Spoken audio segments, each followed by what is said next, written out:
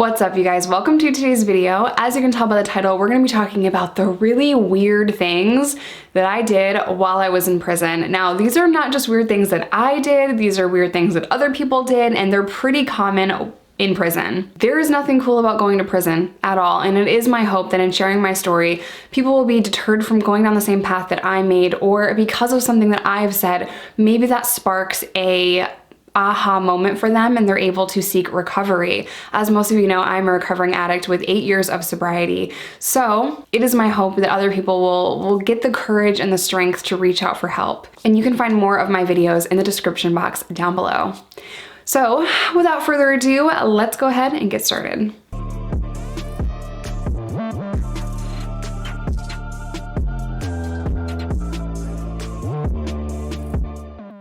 Now, some of these very weird habits I still have, some of them I don't, some of them I no longer do, but they all come with a story too. I feel like I can make this like a 10-part series because y'all know me, I like to talk, but man, there's so many weird things that you do when you're in prison. Let's just talk about the toilet paper situation, okay? So I've mentioned in previous videos that you only get 3 rolls of toilet paper a week, and everyone's like, why would you need more than that? 3? Really? Are you serious? 3 rolls? Guys, I'm not talking about like quilted northern toilet paper. I'm talking about single ply rolls of toilet paper. 3 rolls is not enough for women because every time we pee, we have to use toilet paper. You know what I mean? And when it's that time of the month, you just need more toilet paper. And single ply toilet paper, like, it's not a lot. It's not a lot. Every single woman would run out, except for the toilet paper hoarder. Rabbit hole. Okay, here we go. So not to get too off track here, this is important to the story. It's not at all, but there was this one lady that would hoard toilet paper. And I always thought that was so weird because she was the only person that I ever saw not run out of toilet paper and have extra. So when I figured out that she had a whole bunch of toilet paper, I think I was in the dorm one day and there was not a lot of people in there and she was going through her locker and she had like, I swear, like 18 rolls of toilet paper. So of course, I'm always like, I have anxiety, I'm gonna run out of toilet paper. I'm always afraid that I'm gonna run out. By the time they give us our issuance, which is, they give you stuff every week. By the time they give it to us, sometimes they skip it if they're mad at you. But by the time they give it to us, I'm running thin. Maybe even had to borrow some toilet paper from a friend of mine. So it's not a good day. Toilet paper day is an important day in prison. So I remember walking by and seeing all these rolls of toilet paper and I was like, where'd you get that though? Just like, I just have extra. Like, no. I am convinced she just wouldn't use toilet paper for like 2 or 3 weeks to stock up on it. How do you have it? So once it got out that she had like tons of toilet paper, every single woman in the dorm was like, yo, I'll trade you for a soup, 2 soups, what's up? Like, please let me get some toilet paper. And as funny as all of this sounds, I have to throw in here that when you're focused on toilet paper and the bare necessities that you need to survive in prison, you're not focused on rehabilitation. You're not focused on getting your life together. You're focused on freaking toilet paper and making tampons because the prison doesn't want to give you tampons. It's like a whole thing. Anyway, back to the weird stuff that we used to do. So I always had anxiety about running out of toilet paper. But at the same time, when I was in an open dorm, I really wanted to put toilet paper down on the seats so that I could sit on the toilet paper and not the seat. And sometimes I would, and sometimes I wouldn't, if I'm being honest, because you just didn't have enough. So that was like one thing that I was dying to do all the time. Now, if you're in a closed cell with one other cellmate, you don't really have to put toilet paper down because you're spraying the toilet and you're washing it yourself, and it's limited traffic. In an open dorm, oh, the struggles of an open dorm in prison. And for those of you that don't know, an open dorm kind of just looks like a gym room with like 50 bunk beds. So, not awesome. Weird thing number 2. Phone sock. Phone sock. So, I know that makes no sense. When you're in prison, you are given 3 pairs of socks, and they're like tube socks.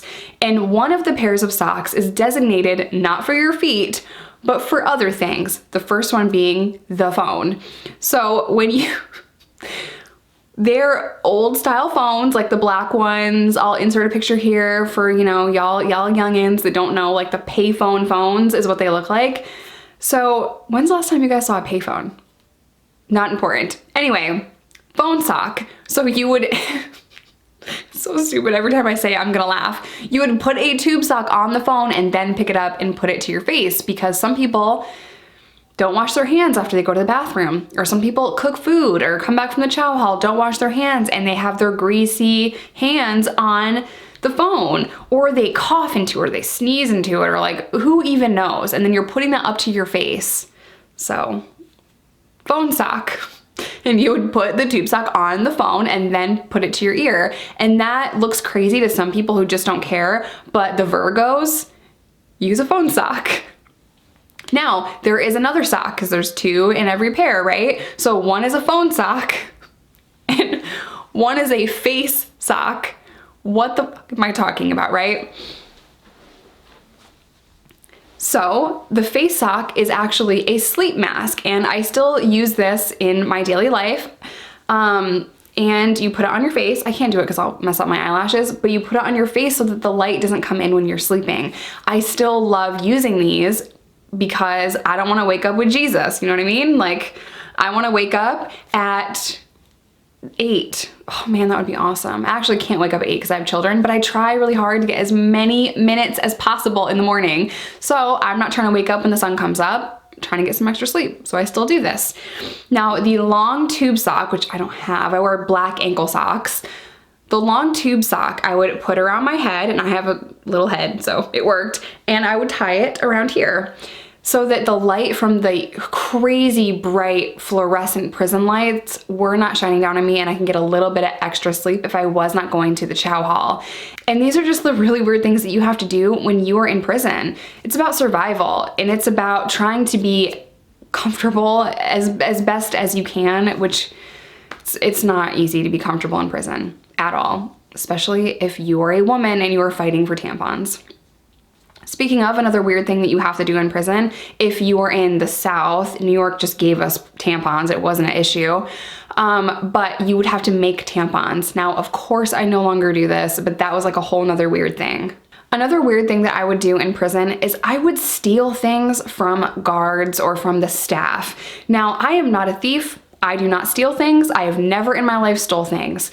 But you put me in prison and I'm gonna steal things from the correctional officers and from the nursing staff, which sounds insane. That sounds awful, but it's prison. I'm not a Girl Scout. I'm talking about prison. I'm not talking about college. I'm not talking about summer camp. I'm not talking about the Girl Scouts. I'm talking about prison, and you have to survive. And sometimes if you can take something from the correctional officers, you could resell it to someone else, whether that is a pen, a stick of gum, a thing of chew, a lighter. All of that I have stolen from guards. Markers, highlighters, thermometer covers, which I would then make into a straw. Now, this is not plastic straw. This is a plastic-less straw that I got from Amazon. It's actually made from cornstarch, but I love the feel of plastic straws and I like to throw them away. So I just kind of found a better, more environmental version of that on Amazon. They're like $8 for like 100 of them. Cornstarch straws are the way to go. But when I was in prison, I liked drinking things from a straw. I don't know why, it's just a habit of mine.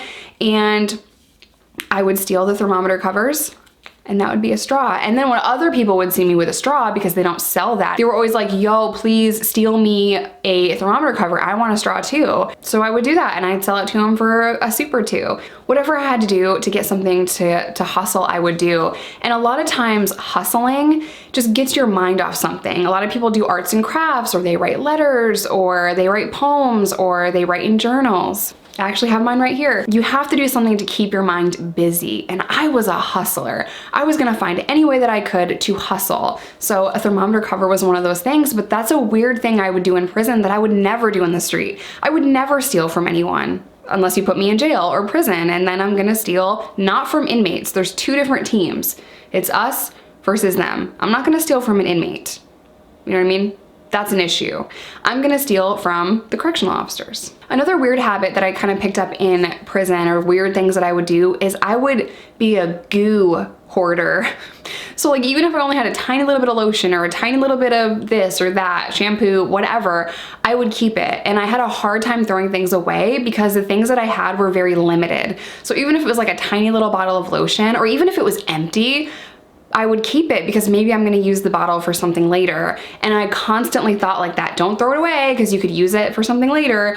And inmates are very inventive and very creative, and they can take a tiny little shampoo bottle and do something with it. So I would hoard things. I would either hoard goo, lotion or whatever, or I would hoard the actual containers that they came in, which was so ridiculous. Like, my locker in prison was probably the equivalent to Sanford and Son, but the prison version. So I just have these random bottles of stuff and like what would look like garbage. And sometimes when I was getting my locker raided by the correctional officers, they'd be like, Kent, throw this shit away. Why do you have this? You know, and they thought I was like trying to do other things, like maybe make hooch and keep it in the container, like whatever. So sometimes they would throw that away and they'd claim like fire hazard. That was a big thing they used to say to me in New York too, actually. I couldn't have too much mail. They'd have to take it and put it into my personal property. Arkansas, they'll just make you throw it away. New York, you have personal property. So if your mail gets too stacked up, you gotta either send it home or put it in your property. So yeah, they'd come in there and try to make me throw all of my garbage away, but hey, I'm saving it. It has a use. I'm going to find some kind of use for it. Another really weird thing that I used to do in prison was if I saw thread, and I had a really good eye for like thread from certain things, whether it's sheets or I saw like a loose thread on someone's blankets or mattresses, I would take it. Now that sounds so petty and so small. Why do you need a little thing of string? Let me tell you. It has two purposes. The first purpose being floss, the second purpose being eyebrow threading, which you guys know that I've done. But let's talk about floss. Now they used to sell these little rubber bands and you could use them as floss. They're little floss bands. That shit always hurt my teeth and I hated that. So I would take thread from a shirt, a mattress, a sheet, and I would floss my teeth with it, which is crazy, and my gums would bleed because it's just not healthy. But I didn't care. I wasn't receiving proper dental care and I was so nervous about my teeth all the time. Hey, anxiety. And I would be flossing my teeth with the string and I could always spot the good string. Like, I know that makes no sense to you normal people, but good string is everything. Okay, the last one that I'm gonna tell you guys about, we would get these Bob Barker shoes and they're like the world's cheapest Vans. Kind of, that's being generous, but they don't have a lot of support and they're so uncomfortable. So I would constantly put those shoes in with my laundry, and you put the laundry in the night before and the laundry people take it. I always worked laundry in prison and they bring them back the next day. The more you wash those shoes, the more the color is going to be pulled from them. And before you know it, they're not blue, but they're white. So I used to always put my shoes in with the laundry and I would wear a different pair of shoes that day so that I could get the color out of these shoes. And sometimes they would already be faded, kind of, if you got like an older pair. So I would constantly put them in every single week into the laundry so that the shoes would be white. Like, I wanted all of my stuff clean and crispy and white. So I would try to get the color out of those shoes. I just thought they looked better when they were white. Oh, another really weird thing that I used to do is I would iron my shirts, my t-shirts. So in order to do that, there's like a whole process in prison to iron your shirts. You can't just go, it's not like Wentworth. You can't just like go to the laundry room and be like, oh, can you iron my shirts? No. And what were they even ironing in Wentworth? Their sheets? Why would you iron a sheet? Like, what's the point? Anyway, so I would get my shirt a little bit damp, and like my t-shirts, I would fold them as neatly as I possibly could. And I would fold it down the center, like in half, so that there'd be a line straight down the center of my body. And I'd fold it and I'd press it and I'd press it and get that line a little bit wet. And I would very gently put it underneath my mattress and I would sleep on it one night, 2 nights, whatever. And my t-shirts would be crispy white. It would look like you ironed them. That's also a technique that I would use in county jail. If I was going to court the next day, I would want my uniform to look like it's pressed. I would do my absolute best, even though I'm in orange and shackles going to court, I would try my absolute best to look good, because in county jail, you don't get a proper class A, like a proper uniform that's pressed and starched and crispy. in county jail, all you get is what you get, either a jumpsuit or that orange outfit. So I would try my best to make it crispy. All right, you guys, I'm gonna end today's video here. I really hope you enjoyed this video. I hope it gave you some insight on prison life. As always, I love you guys. Stay safe, stay sober. Please do not break the law. You don't wanna go there. And I will see you in my next one. Of course, as soon as I sit down, I have to pee. Okay, let's do this. Start talking.